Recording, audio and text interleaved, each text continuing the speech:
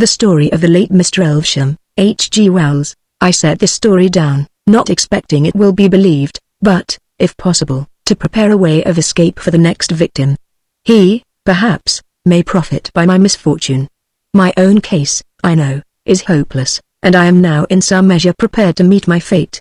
My name is Edward George Eden.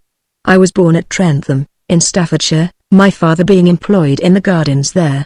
I lost my mother when I was 3 years old, and my father when I was 5, my uncle, George Eden, then adopting me as his own son.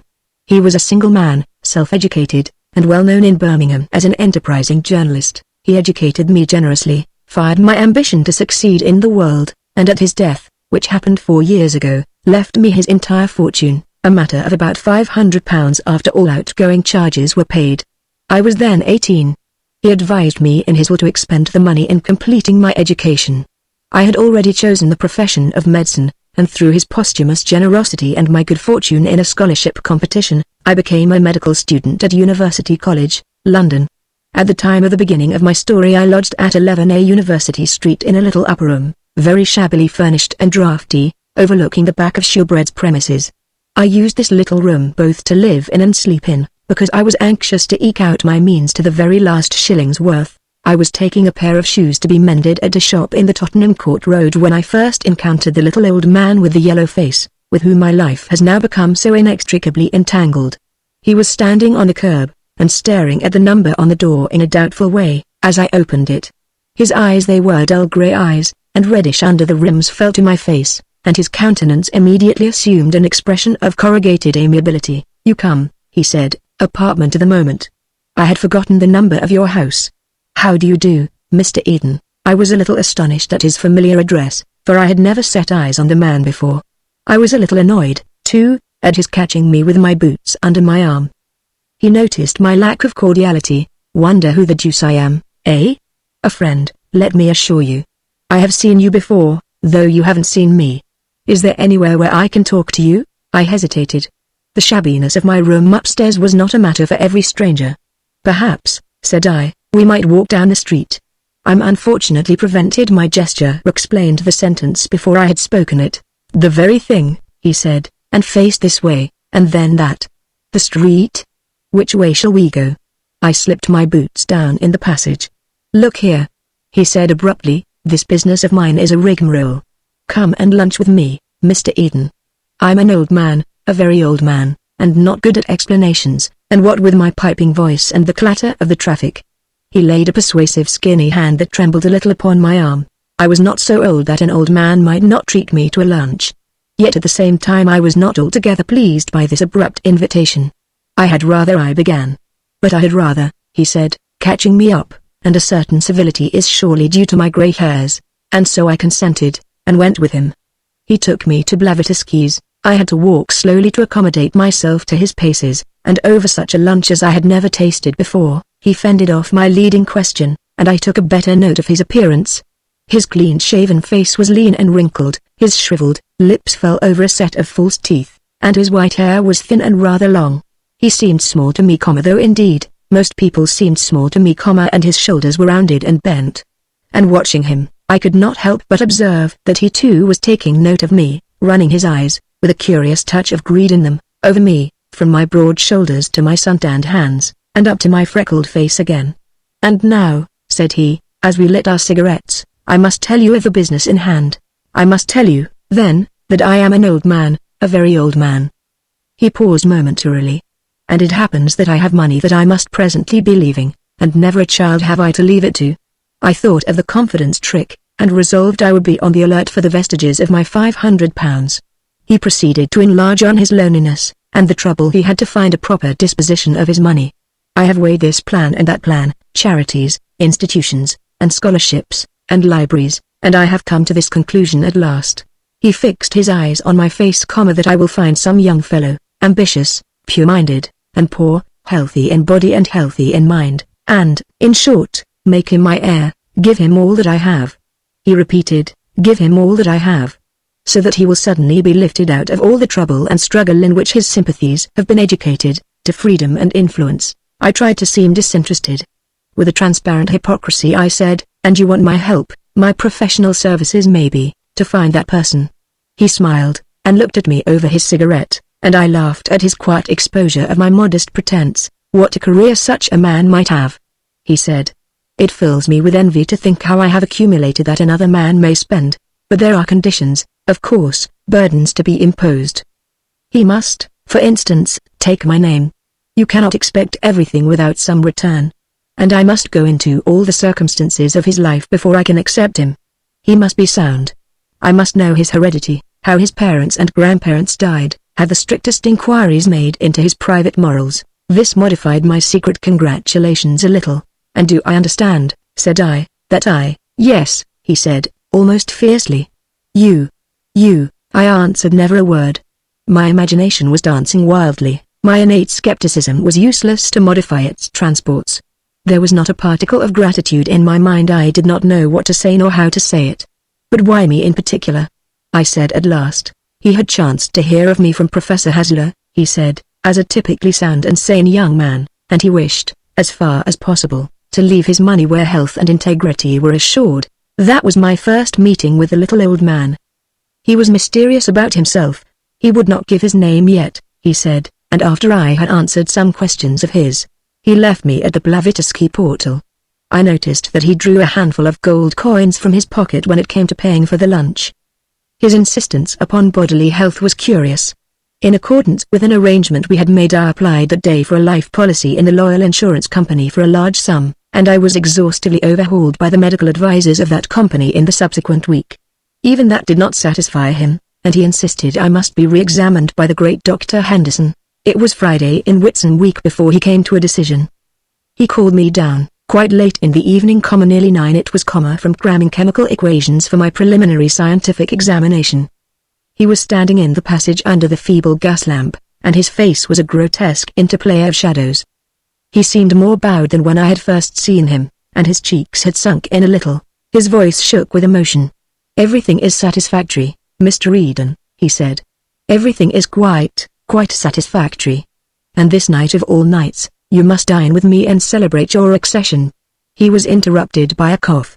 You won't have been long to wait, either, he said, wiping his handkerchief across his lips, and gripping my hand with his long bony claw that was disengaged. Certainly not very long to wait. We went into the street and called a cab. I remember every incident of that drive vividly. The swift, easy motion, the vivid contrast of gas and oil and electric light, the crowds of people in the streets, the place in Regent Street to which we went, and the sumptuous dinner we were served with there. I was disconcerted at first by the well-dressed waiters' glances at my rough clothes, bothered by the stones of the olives, but as the champagne warmed my blood, my confidence revived. At first the old man talked of himself. He had already told me his name in the cab. He was Egbert Elvesham, the great philosopher, whose name I had known since I was a lad at school. It seemed incredible to me that this man, whose intelligence had so early dominated mine, this great abstraction, should suddenly realize itself as this decrepit, familiar figure. I dare say every young fellow who has suddenly fallen among celebrities has felt something of my disappointment. He told me now of the future that the feeble streams of his life would presently leave dry for me: houses, copyrights, investments. I had never suspected that philosophers were so rich. He watched me drink and eat with a touch of envy. What a capacity for living you have, he said, and then with a sigh of relief, I could have thought it will not be long. Said I, my head swimming now with champagne. I have a future, perhaps of a passing agreeable sort, thanks to you. I shall now have the honor of your name. But you have a past. Such a past as is worth all my future. He shook his head and smiled, as I thought, with half-sad appreciation of my flattering admiration. That future, he said, would you in truth change it? The waiter came with liqueurs. You will not perhaps mind taking my name, taking my position? But would you indeed willingly take my years, with your achievements? Said I gallantly. He smiled again. Come or both, he said to the waiter, and turned his attention to a little paper packet he had taken from his pocket. This hour, said he, this after-dinner hour is the hour of small things. Here is a scrap of my unpublished wisdom. He opened the packet with his shaking yellow fingers, and showed a little pinkish powder on the paper. This, said he, well, you must guess what it is. But Kummel put but a dash of this powder in it. His Himmel, his large greyish eyes watched mine with an inscrutable expression. It was a bit of a shock to me to find this great teacher gave his mind to the flavour of liqueurs. However, I feigned an interest in his weakness, for I was drunk enough for such small sycophancy. He parted the powder between the little glasses, and, rising suddenly, with a strange unexpected dignity, held out his hand towards me. I imitated his action, and the glasses rang. "To a quick succession," said he, and raised his glass towards his lips. "Not that," I said hastily. "Not that." He paused with the liqueur at the level of his chin, and his eyes blazing into mine. "To a long life," said I. He hesitated. "To a long life," said he, with a sudden bark of laughter, and with eyes fixed on one another we tilted the little glasses. His eyes looked straight into mine, and as I drained the stuff off, I felt a curiously intense sensation. The first touch of it set my brain in a furious tumult. I seemed to feel an actual physical stirring in my skull, and a seething humming filled my ears. I did not notice the flavor in my mouth, the aroma that filled my throat. I saw only the grey intensity of his gaze that burnt into mine. The draught, the mental confusion, the noise and stirring in my head, seemed to last an interminable time. Curious vague impressions of half-forgotten things danced and vanished on the edge of my consciousness. At last he broke the spell. With a sudden explosive sigh he put down his glass. "Well?" he said. "It's glorious," said I, though I had not tasted the stuff. My head was spinning. I sat down. My brain was chaos. Then my perception grew clear and minute as though I saw things in a concave mirror. His manner seemed to have changed into something nervous and hasty. He pulled out his watch and grimaced at it. 11:07. And tonight I must 7:25. Waterloo. I must go at once. He called for the bill, and struggled with his coat. Officious waiters came to our assistance. In another moment I was wishing him goodbye, over the apron of a cab, and still with an absurd feeling of minute distinctness, as though how can I express it ? I not only saw but felt through an inverted opera glass. "That stuff," he said. He put his hand to his forehead. "I ought not to have given it to you. It will make your head split tomorrow. Wait a minute. Here." He handed me out a little flat thing like a Seidlitz powder. "Take that in water as you are going to bed. The other thing was a drug. Not till you're ready to go to bed, mind. It will clear your head. That's all. One more shake futurus." I gripped his shriveled claw. "Goodbye," he said, and by the droop of his eyelids I judged he too was a little under the influence of that brain-twisting cordial. He recollected something else with a start, felt in his breast pocket, and produced another packet, this time a cylinder the size and shape of a shaving stick. "Here," said he. "I'd almost forgotten. Don't open this until I come tomorrow, but take it now." It was so heavy that I well nigh dropped it.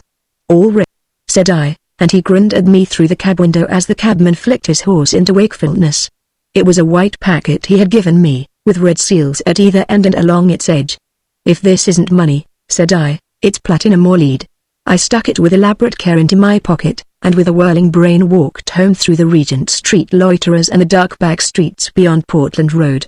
I remember the sensations of that walk very vividly, strange as they were. I was still so far myself that I could notice my strange mental state, and wonder whether this stuff I had had was opium-made drug beyond my experience.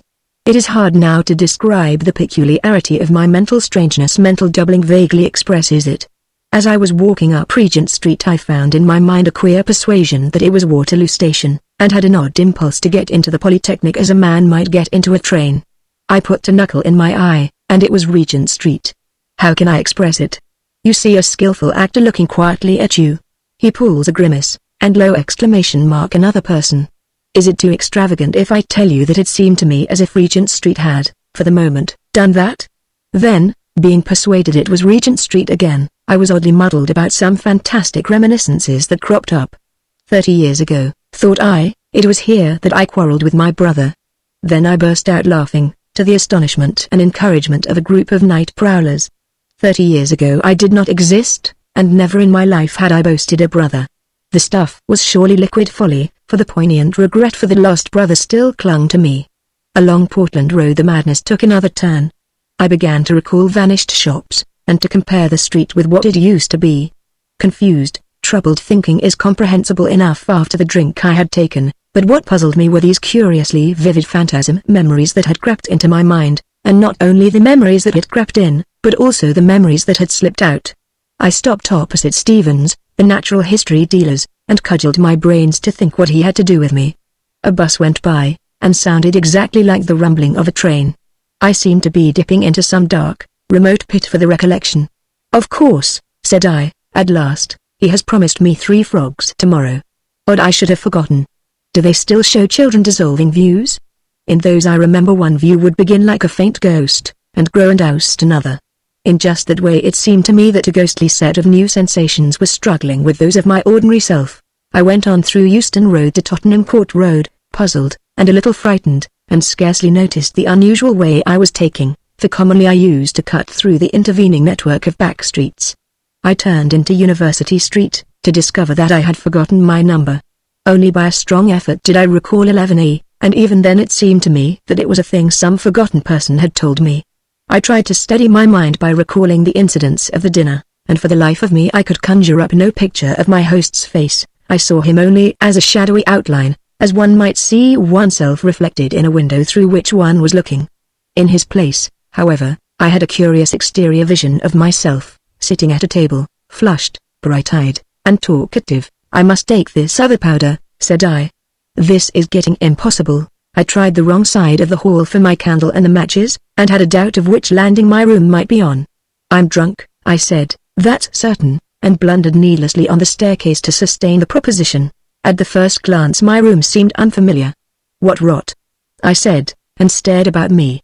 I seemed to bring myself back by the effort, and the odd phantasmal quality passed into the concrete familiar. There was the old glass still, with my notes on the albumins stuck in the corner of the frame, my old everyday suit of clothes pitched about the floor. And yet it was not so real after all. I felt an idiotic persuasion trying to creep into my mind, as it were, that I was in a railway carriage in a train just stopping, that I was peering out of the window at some unknown station. I gripped the bed rail firmly to reassure myself. It's clairvoyance, perhaps, I said. I must write to the Psychical Research Society. I put the rule on my dressing table, sat on my bed, and began to take off my boots. It was as if the picture of my present sensations was painted over some other picture that was trying to show through. Curse it, said I, my wits are going, or am I in 2 places at once? Half undressed, I tossed the powder into a glass and drank it off. It effervesced, and became a fluorescent amber color. Before I was in bed my mind was already tranquilized. I felt the pillow at my cheek, and thereupon I must have fallen asleep. I awoke abruptly out of a dream of strange beasts, and found myself lying on my back. Probably everyone knows that dismal, emotional dream from which one escapes. Awake indeed, but strangely cowed. There was a curious taste in my mouth, a tired feeling in my limbs, a sense of cutaneous discomfort. I lay with my head motionless on my pillow, expecting that my feeling of strangeness and terror would pass away, and that I should then doze off again to sleep. But instead of that, my uncanny sensations increased. At first I could perceive nothing wrong about me. There was a faint light in the room, so faint that it was the very next thing to darkness, and the furniture stood out in it as vague blots of absolute darkness. I stared with my eyes just over the bedclothes. It came into my mind that someone had entered the room to rob me of my rule of money, but after lying for some moments, breathing regularly to simulate sleep, I realized this was mere fancy. Nevertheless, the uneasy assurance of something wrong kept fast hold of me. With an effort I raised my head from the pillow, and peered about me in the dark. What it was I could not conceive. I looked at the dim shapes around me, the greater and lesser darknesses that indicated curtains, table, fireplace, bookshelves, and so forth. Then I began to perceive something unfamiliar in the forms of the darkness. Had the bed turned round? Yonder should be the bookshelves, and something shrouded and pallid rose there, something that would not answer to the bookshelves. However I looked at it, it was far too big to be my shirt thrown on a chair. Overcoming a childish terror, I threw back the bedclothes and thrust my leg out of bed.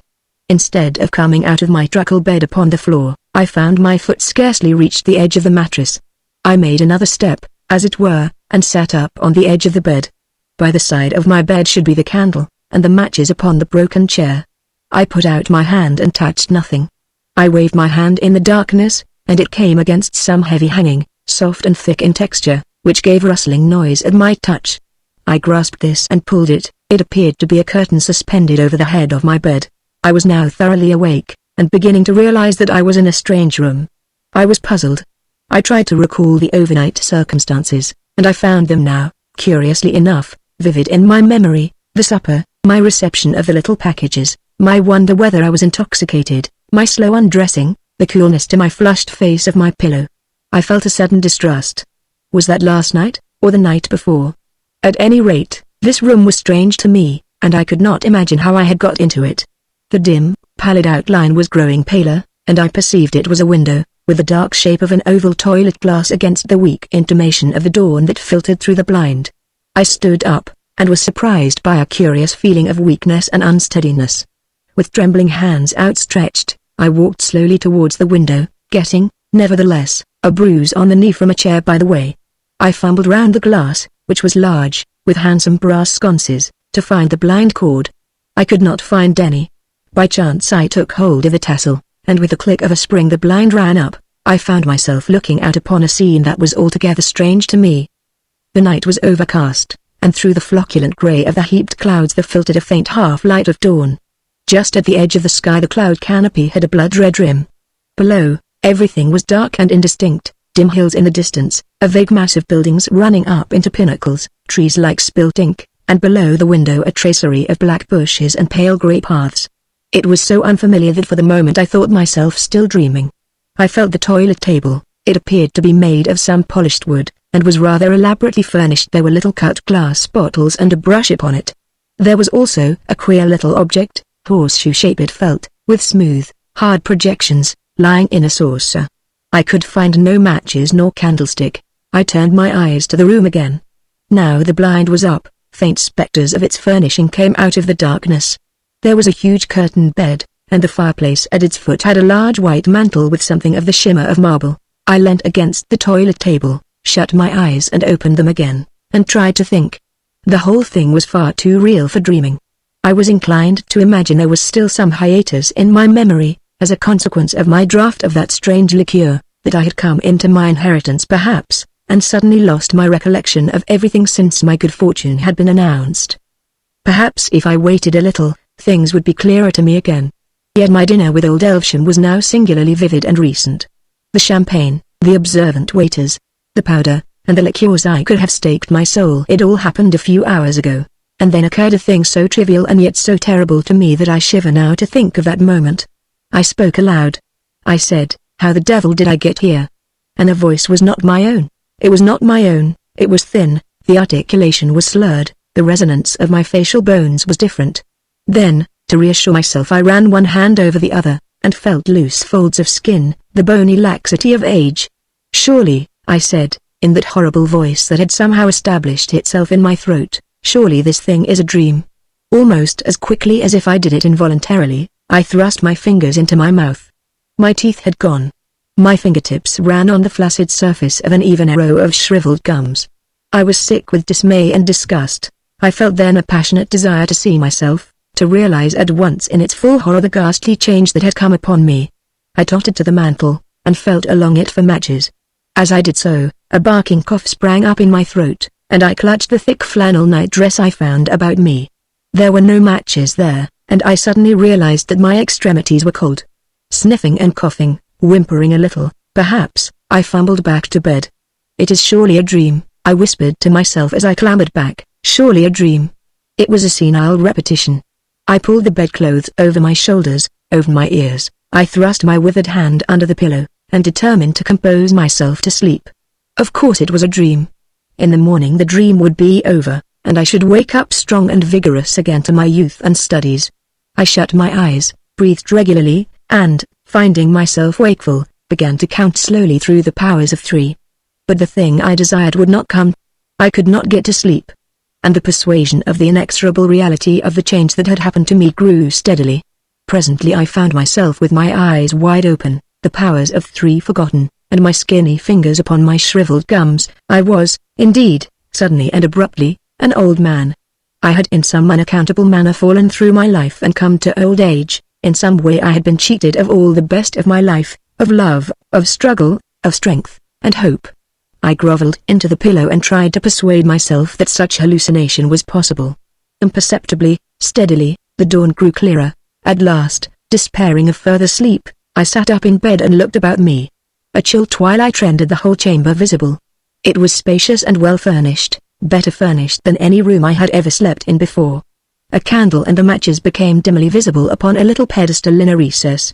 I threw back the bedclothes, and, shivering with the rawness of the early morning, albeit it was summertime, I got out and lit the candle. Then, trembling horribly, so that the extinguisher rattled on its spike, I tottered to the glass and saw Elvesham's face. It was none the less horrible because I had already dimly feared as much. He had already seemed physically weak and pitiful to me. But seen now, dressed only in a coarse flannel nightdress, that fell apart and showed the stringy neck, seen now as my own body, I cannot describe its desolate decrepitude. The hollow cheeks, the straggling tail of dirty grey hair, the rheumy bleared eyes, the quivering, shriveled lips, the lower displaying a gleam of the pink interior lining, and those horrible dark gums showing. You who are mind and body together, at your natural years, cannot imagine what this fiendish imprisonment meant to me. To be young and full of the desire and energy of youth, and to be caught, and presently to be crushed in this tottering ruin of a body. But I wander from the course of my story. For some time I must have been stunned at this change that had come upon me. It was daylight when I did so far gather myself together as to think. In some inexplicable way I had been changed, though how, short of magic, the thing had been done, I could not say. And as I thought, the diabolical ingenuity of Elvesham came home to me. It seemed plain to me that as I found myself in his, so he must be in possession of my body, of my strength, that is, and my future. But how to prove it? Then, as I thought, the thing became so incredible, even to me, that my mind reeled, and I had to pinch myself, to feel my toothless gums, to see myself in the glass, and touch the things about me, before I could steady myself to face the facts again. Was all life hallucination? Was I indeed Elvesham, and he me? Had I been dreaming of Eden overnight? Was there any Eden? But if I was Elvesham, I should remember where I was on the previous morning, the name of the town in which I lived, what happened before the dream began. I struggled with my thoughts. I recalled the queer doubleness of my memories overnight. But now my mind was clear. Not the ghost of any memories but those proper to Eden could I raise. This way lies insanity. I cried in my piping voice. I staggered to my feet, dragged my feeble, heavy limbs to the washhand stand, and plunged my grey head into a basin of cold water. Then, toweling myself, I tried again. It was no good. I felt beyond all question that I was indeed Eden, not Elvesham. But Eden in Elvesham's body. Had I been a man of any other age, I might have given myself up to my fate as one enchanted. But in these skeptical days miracles do not pass current. Here was some trick of psychology. What a drug and a steady stare could do, a drug and a steady stare, or some similar treatment, could surely undo. Men have lost their memories before. But to exchange memories as one does umbrellas. I laughed. Alas! Not a healthy laugh, but a wheezing, senile titter. I could have fancied old Elvesham laughing at my plight, and a gust of petulant anger, unusual to me, swept across my feelings.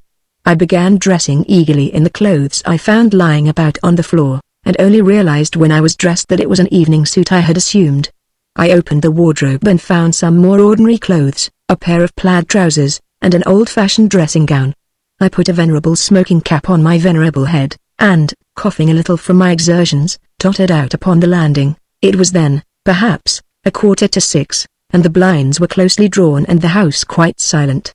The landing was a spacious one, a broad, richly carpeted staircase went down into the darkness of the hall below, and before me a door ajar showed me a writing desk, a revolving bookcase, the back of a study chair, and a fine array of bound books, shelf upon shelf. My study, I mumbled, and walked across the landing. Then at the sound of my voice a thought struck me, and I went back to the bedroom and put in the set of false teeth. They slipped in with the ease of old habit. "That's better," said I, gnashing them, and so returned to the study. The drawers of the writing desk were locked. Its revolving top was also locked. I could see no indications of the keys, and there were none in the pockets of my trousers. I shuffled back at once to the bedroom, and went through the dress suit, and afterwards the pockets of all the garments I could find. I was very eager, and one might have imagined that burglars had been at work, to see my room when I had done. Not only were there no keys to be found, but not a coin, nor a scrap of paper save only the receipted bill of the overnight dinner. A curious weariness asserted itself. I sat down and stared at the garments flung here and there, their pockets turned inside out. My first frenzy had already flickered out. Every moment I was beginning to realize the immense intelligence of the plans of my enemy, to see more and more clearly the hopelessness of my position. With an effort I rose and hurried hobbling into the study again. On the staircase was a housemaid pulling up the blinds. She stared, I think, at the expression of my face. I shut the door of the study behind me, and, seizing a poker, began an attack upon the desk. That is how they found me. The cover of the desk was split, the lock smashed, the letters torn out of the pigeonholes, and tossed about the room. In my senile rage I had flung about the pens and other such light stationery, and overturned the ink. Moreover, a large vase upon the mantel had got broken. I do not know how. I could find no checkbook, no money, no indications of the slightest use for the recovery of my body. I was battering madly at the drawers, when the butler, backed by 2 women servants, intruded upon me. That simply is the story of my change. No one will believe my frantic assertions. I am treated as one demented, and even at this moment I am under restraint. But I am sane, absolutely sane, and to prove it I have sat down to write this story minutely as the things happened to me. I appeal to the reader, whether there is any trace of insanity in the style or method of the story he has been reading. I am a young man locked away in an old man's body. But the clear fact is incredible to everyone. Naturally I appear demented to those who will not believe this. Naturally I do not know the names of my secretaries, of the doctors who come to see me, of my servants and neighbors, of this town, wherever it is, where I find myself. Naturally I lose myself in my own house, and suffer inconveniences of every sort. Naturally I ask the oddest questions. Naturally I weep and cry out, and have paroxysms of despair. I have no money and no checkbook. The bank will not recognize my signature, for I suppose that, allowing for the feeble muscles I now have, my handwriting is still Eden's. These people about me will not let me go to the bank personally. It seems, indeed, that there is no bank in this town, and that I have an account in some part of London. It seems that Elvesham kept the name of his solicitor secret from all his household. I can ascertain nothing. Elvesham was, of course, a profound student of mental science, and all my declarations of the facts of the case merely confirm the theory that my insanity is the outcome of overmuch brooding upon psychology. Dreams of the personal identity indeed. 2 days ago I was a healthy youngster, with all life before me. Now I am a furious old man, unkempt, and desperate, and miserable, prowling about a great, luxurious, strange house, watched, feared, and avoided as a lunatic by everyone about me. And in London is Elvesham beginning life again in a vigorous body, and with all the accumulated knowledge and wisdom of 70. He has stolen my life. What has happened I do not clearly know. In the study are volumes of manuscript notes referring chiefly to the psychology of memory, and parts of what may be either calculations or ciphers in symbols absolutely strange to me. In some passages there are indications that he was also occupied with the philosophy of mathematics. I take it he has transferred the whole of his memories, the accumulation that makes up his personality, from this old withered brain of his to mine, and, similarly, that he has transferred mine to his discarded tenement. Practically, that is, he has changed bodies. But how such a change may be possible is without the range of my philosophy. I have been a materialist for all my thinking life, but here, suddenly, is a clear case of man's detachability from matter. One desperate experiment I am about to try. I sit writing here before putting the matter to issue. This morning, with the help of a table knife that I had secreted at breakfast, I succeeded in breaking open a fairly obvious secret drawer in this wrecked writing desk. I discovered nothing save a little green glass phial containing a white powder. Round the neck of the phial was a label, and thereon was written this one word, release. This may be as most probably poison. I can understand Elvesham placing poison in my way, and I should be sure that it was his intention so to get rid of the only living witness against him, were it not for this careful concealment. The man has practically solved the problem of immortality. Save for the spite of chance, he will live in my body until it has aged, and then, again, throwing that aside, he will assume some other victim's youth and strength. When one remembers his heartlessness, it is terrible to think of the ever-growing experience that. How long has he been leaping from body to body? But I tire of writing. The powder appears to be soluble in water. The taste is not unpleasant. There the narrative found upon Mr. Elvesham's desk ends. His dead body lay between the desk and the chair. The latter had been pushed back, probably by his last convulsions. The story was written in pencil and in a crazy hand, quite unlike his usual minute characters. There remain only 2 curious facts to record. Indisputably there was some connection between Eden and Elvesham, since the whole of Elvesham's property was bequeathed to the young man. But he never inherited. When Elvesham committed suicide, Eden was, strangely enough, already dead. 24 hours before, he had been knocked down by a cab and killed instantly, at the crowded crossing at the intersection of Gower Street and Euston Road. So that the only human being who could have thrown light upon this fantastic narrative is beyond the reach of questions. Without further comment, I leave this extraordinary matter to the reader's individual judgment.